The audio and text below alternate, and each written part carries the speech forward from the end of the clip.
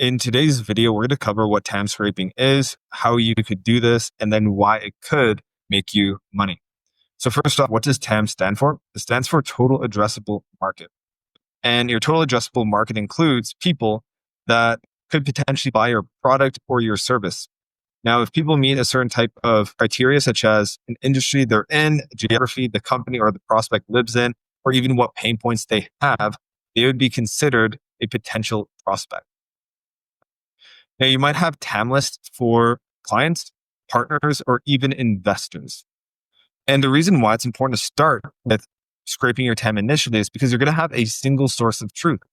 With this, you're able to see all the prospects you're reaching out to, all of the companies you're reaching out to. You can know when you reached out to them last, and you can see how many prospects of a certain company you're currently working.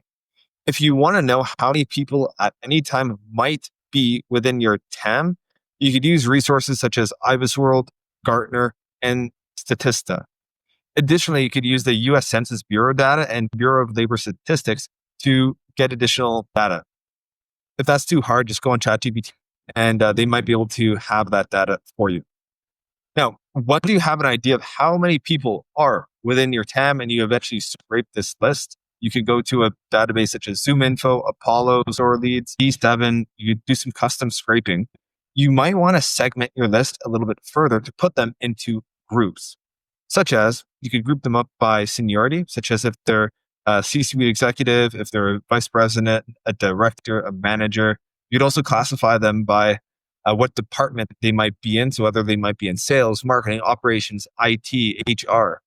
And this is one thing that's fairly cool is that you can also score your TAM. You can do this at the contact level and then also at the company level as well. How we do it with a few of our clients is we'll give our the accounts that they're working a score between 1, 2, and 3. And then they'll also give their prospects a score between 1, 2, and 3 as well. The best type of score that a company or a prospect get are 3. So if it's like our top tier people that we'd want to very delicately with precision is the people that have a combined sum of 6. And then we don't even reach out to people that have under like a 3 typically. Moving forward, we have 2 different types of classifications. I call them big TAMs and then small TAMs. A big TAM would be a size of 50,000 or more prospects. And then with this, we could typically have mass outreach. You're thinking LinkedIn, you're thinking email, you're thinking mass cold calling, and we'll identify a static script. So we're not relying on external sales triggers. We could identify what offer we want to reach out to them with, and then just blast that out to the market. We could use external data sources such as StoreLeads, D7, DiscoLight, Google Maps. The main goal here is to make sure that emails are valid. We'll get personal phone numbers if we were doing any cold calling. And then we don't necessarily need to use triggers. So we don't need to wait for them to raise capital. We don't need to wait for them to a job signal hiring post. And then also we could target these people through emails and then ads as well. So if we want to reach out to realtors, that would be considered a massive TAM. Next, when we're considering working with small TAMs, I consider this companies that have under 1,000 prospects that they could reach out to. So you're thinking very enterprise software. And so what the business development process would be like is it's one that's very high touch. They'd be doing outreach through LinkedIn.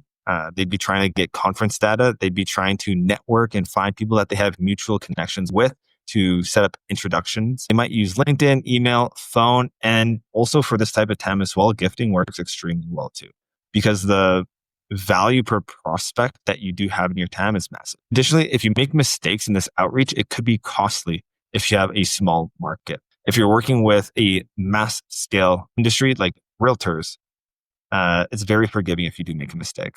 So an example of this would be founders in edtech, companies that have raised more than $5 million. The last thing that we'll cover today is one thing I call the hidden 30%.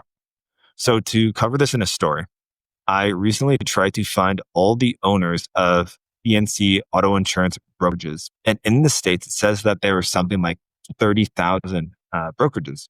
So I went through my databases that I have access to, and I found 22,000 or 23,000.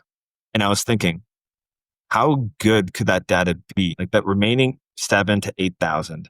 If it's hard to access, I'm thinking in my mind, it could be very valuable. But instead of trying to spend a ton of time trying to identify that last 30% of data, my priorities were to improve my messaging, improve the offer that I'm working for a client. And it turned out to be more worthwhile because finding that last 7, 8,000 company data points would take a ton of time. And it's better to allocate time into improving your offer, into improving your messaging before going after that 30%. And this is mainly because we're still working to find message market fit. So to recap, when we're defining our TAM, we really have two options here. We could see if we're working a large TAM or a small TAM. When we're working with a large TAM, we could use a volume strategy, unlike working with a precision strategy of a small TAM. What we're going to go do here is we want to find message market fit in all the emails that we send. Once we do find that our message and our offer is resonating with the market, we could scale up that campaign.